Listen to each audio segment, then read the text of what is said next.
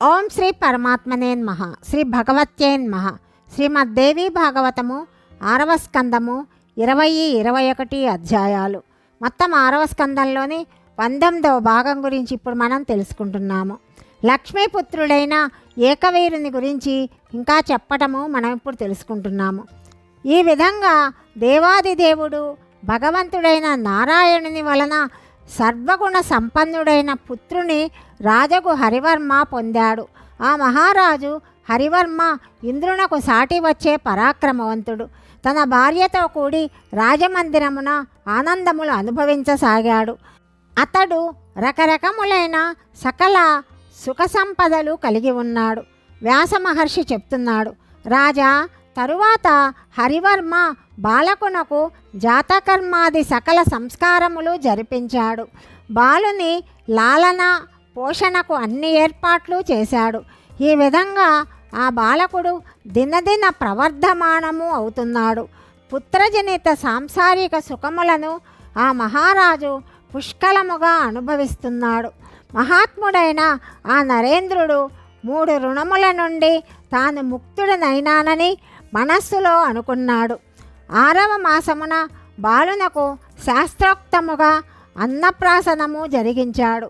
3వ సంవత్సరమున కేశఖండన మహోత్సవము జరిగింది. ప్రతి సంస్కారమునందు బ్రాహ్మణులను రాజు విరివిగా పూజించాడు. వారికి వివిధములైన ధనములు ఇవ్వబడ్డాయి, గోదానములు చేయబడ్డాయి. వివిధ దానములతో యాచకులు కూడా తృప్తి చెందారు. 11వ సంవత్సరమున రాజు బాలకునకు యజ్ఞోపవేత సంస్కారము చేశాడు. ధనుర్వేదమును చదివించటానికి ఏర్పాట్లను చేశాడు. రాజకుమారుడు ధనుర్విద్యా పారంగతుడయ్యాడని రాజధర్మములన్నీ కూడా అన్ని విధముల అవగతము చేసుకుంటాడని తన కుమారుని యందు రాజునకు ప్రబల విశ్వాసము కలిగింది. రాజు తన కుమారునకు పట్టాభిషేకము చెయ్యాలని అనుకున్నాడు. పుష్కార్క యోగమున మిగుల భక్తి శ్రద్ధలతో అభిషేక సామాగ్రి అంతా సమకూర్చబడింది. సకల శాస్త్ర పారంగతులు వేదజ్ఞులైన బ్రాహ్మణులు పిలువబడ్డారు. ఈ విధంగా ఆ నరేంద్రుడు రాజకుమారునకు విధి విధానముగా పట్టాభిషేక మహోత్సవము జరిపించాడు. ఆ శుభ సమయమున స్వయముగా మహారాజు పుణ్యతీర్థముల నుండి సముద్రముల నుండి జలమును తెప్పించి కుమారునకు అభిషేకము చేయించాడు. బ్రాహ్మణులకు దక్షిణలిచ్చిన తరువాత రాజకుమారుని సింహాసనమున కూర్చుండబెట్టడానికి ఏర్పాట్లు చేశాడు. ఈ విధంగా ఏకవీరుని రాజుగా చేసి యోగ్యులైన మంత్రులను నియమించి మహారాజు హరివర్మ రాణితో కూడి వనములకు వెళ్ళాడు. వారు ఇంద్రియముల మీద సంపూర్ణ అధికారమును పొందారు. మైనాక పర్వత శిఖరమునందు వారి వానప్రస్థాశ్రమము గడపసాగారు. వారు అడవి ఎందలి ఆకులను ఫలములను తింటూ నిరంతరము భగవంతుడకు శంకరుని ఆరాధించుటయందు నిరతులయ్యారు. ఈ విధంగా రాణితో కూడి రాజు దినచర్య గడుపుతున్నాడు. ప్రారబ్ధ కర్మ పూర్తి కాగా పాంచభౌతిక శరీరమును పరిత్యజించారు. తమ శుభకర్మల ప్రభావమున వారు స్వర్గానికి వెళ్ళారు. తండ్రి స్వర్గస్థుడయ్యాడని తెలిసి హైహయుడు అంటే ఏకవీరుడు వైదిక విధానమును అనుసరించి వారికి ఊర్ధ్వదైహిక క్రియలను సంపన్నము చేశాడు. తరువాత మేధావి అయిన రాజకుమారుడు తండ్రి నుండి తనకు సంక్రమించిన రాజ్యమును ఏలసాగాడు. ఆయన ఎంతో ధర్మజ్ఞుడు. సర్వోత్కృష్ట రాజ్యమునకు అధికారి అయినందుకు సకల భోగములు అతనికి సులభమయ్యాయి. మంత్రిమండలి అతని శాసనములను భక్తి శ్రద్ధలతో పాలిస్తూ ఉన్నది. ఒకానొక సమయము నాటి విషయము. ప్రతాపవంతుడు రాజగు ఏకవీరుడు చాలామంది మంత్రి కుమారులతో అశ్వారూఢుడై గంగానదీ తీరానికి వెళ్ళాడు. ఫలములతో పుష్పములతో నిండి ఉన్న మనోహర వృక్షముల శోభను తిలకిస్తూ ఉన్నాడు. కోకిలల మధురధ్వనులను వీణులకు విందు అనరుస్తున్నది. తుమ్మెదల జుంకారములు వృక్షముల శోభను ఉపమింపచేస్తున్నాయి. అక్కడ మునీంద్రుల దివ్య ఆశ్రమములు అనేకములున్నాయి. నిరంతరము వేదధ్వనులు ప్రతిధ్వనిస్తూ ఉన్నాయి. యజ్ఞముల పొగ ఆకాశమున వ్యాపిస్తూ ఉన్నది. అక్కడక్కడ మృగాశాపకములు పరుగెడుతూ శోభలిల్లుతున్నాయి. ధాన్యము సస్యశ్యామలముగా పండుతున్నది. గోపవనితలు పొలములను సంరక్షించుటకు నియమించబడి ఉన్నారు. వికసించిన కమలములు, సరోవరములు అందమును పెంపొందింపచేస్తున్నాయి. అవి మనోముగ్ధములుగా గోచరిస్తున్నాయి. అశోకములు, మల్లెలు, చంపక, పనస తరులను, వికసించిన వకుళ, తిలక, నీప, మందారములను, సాల, తాళ, తమాల, జంబు, చూత, కదంబ వృక్షములను పరికిస్తూ ముందుకు సాగుతున్నాడు. అతనికి ఒక పుష్పించిన కమలము దృష్టిగోచరమయ్యింది. ఆ కమలము నుండి ముక్కుపుటలకు విందువనర్చే పరిమళము వెలువడుతూ ఉన్నది. అక్కడనే నీటికి దక్షిణ భాగమున కమలనైన ఒక కన్య ఏడుస్తూ ఉన్నది. ఆమె ఎంతో సౌందర్యవతి, సువర్ణములు పోలిన శరీర కాంతి కలిగి ఉన్నది. వంకరులు తిరిగిన కేశములతో ఒప్పారుతూ ఉన్నది. శంఖము వంటి మెడ శోభలొలుకుతూ ఉన్నది. ఓష్టములు బింబాఫలములలాగా కనిపిస్తున్నాయి. ఉన్నదా లేదా అన్నట్లు నడుము సన్నగా ఉన్నది. నాసిక అందములొలికిస్తూ ఉన్నది. వేయేళ ఆమె సర్వాంగములు మనోహరములే. ఆమె తన స్నేహితురాలితో దూరముగా ఉండి ఎంతో దుఃఖముతో విలపిస్తూ ఉన్నది. కనుల నుండి అశ్రుధారలు ప్రవించుతూ ఉన్నాయి. ఆ నిర్జనవనమునందు ఆమె వెక్కి వెక్కి ఏడుస్తున్నది. క్రౌంచ పక్షిలాగా విలపిస్తూ ఉన్నది. ఇట్టి స్థితిలో ఉన్న కన్యను చూసి రాజగు ఏకవీరుడు ఆమెతో శోకకారణమడిగాడు. సునయన, నీవు నీ పరిచయమును చెయ్యి. నీవెవరివి సుభానన? నీ తండ్రి ఎవరు? సుందరి, నీవు దేవకన్యవు, గంధర్వకన్యవు కావు కదా. చెప్పు, రోధించటానికి గల కారణమేమిటి?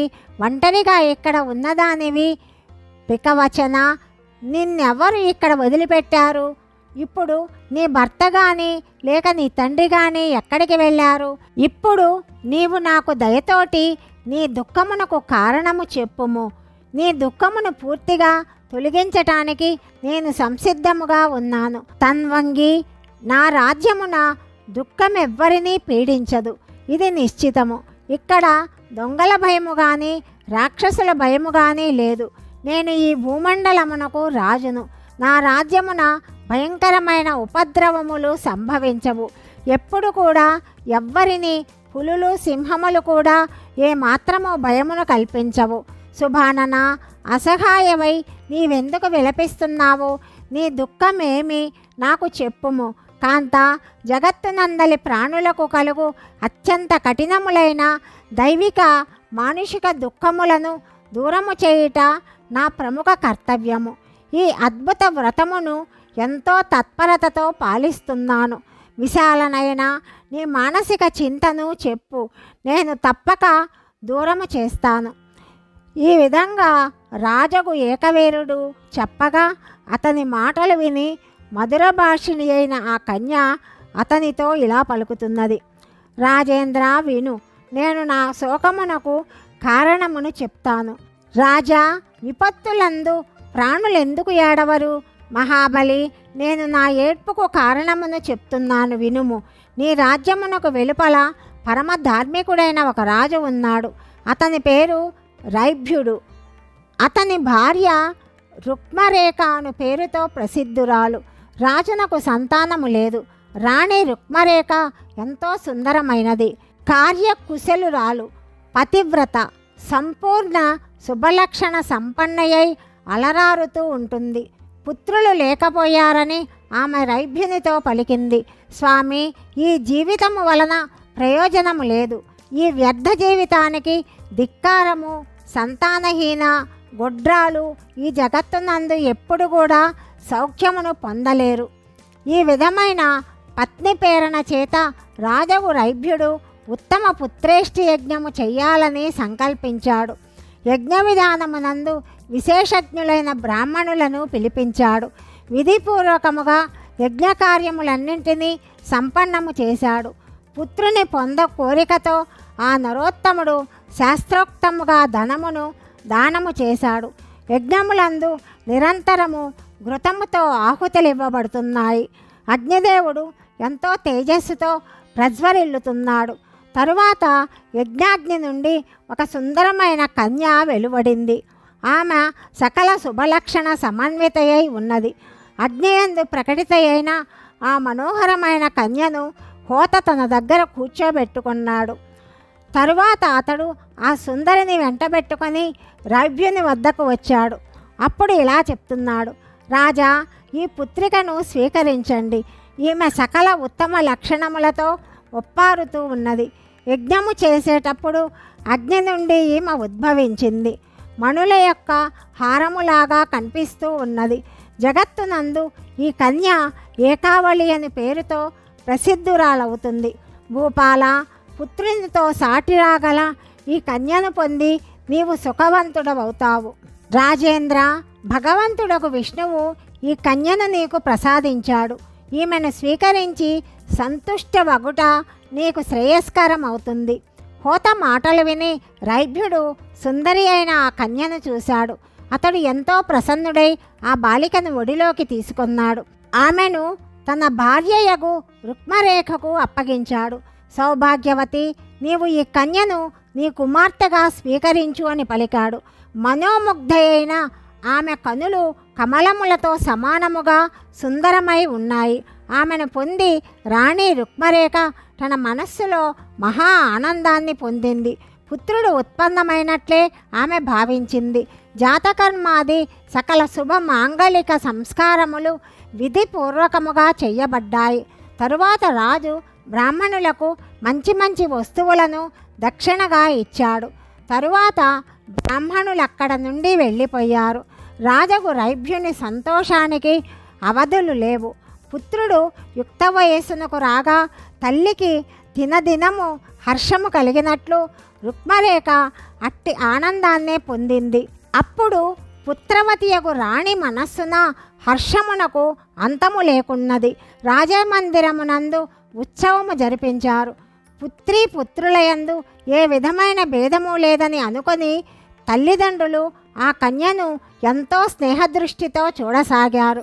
బుద్ధివంతుడా, నేను ఆ రాజు రైభ్యుని మంత్రి కుమార్తెను. నా పేరు యశోవతి. నేనును ఏకావళియు ఒకే వయస్సు వారము.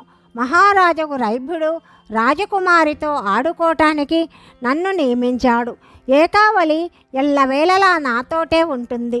మేమిరువురము రాత్రింబవళ్ళు ప్రేమతో అటూ ఇటూ తిరుగుతుంటాము.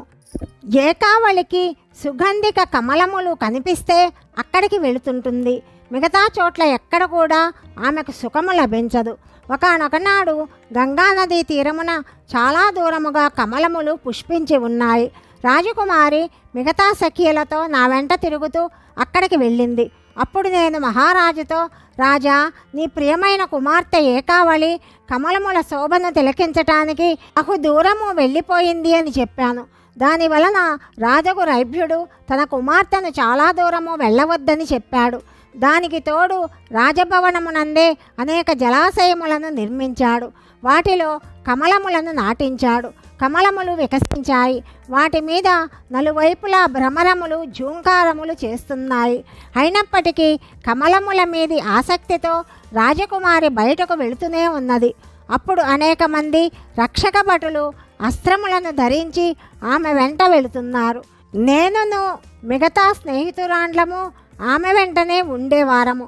ఇట్లా ఆ సుందరి రాజకన్య మనోవినోదము కోసము గంగానదీ తీరమునకు నిరంతరము వచ్చిపోతూ ఉన్నది. అధ్యాయం 20-21 సమాప్తము. 22-23 అధ్యాయాల గురించి తదుపరి భాగంలో తెలుసుకుందాం. సర్వం శ్రీకృష్ణార్పణమస్తు.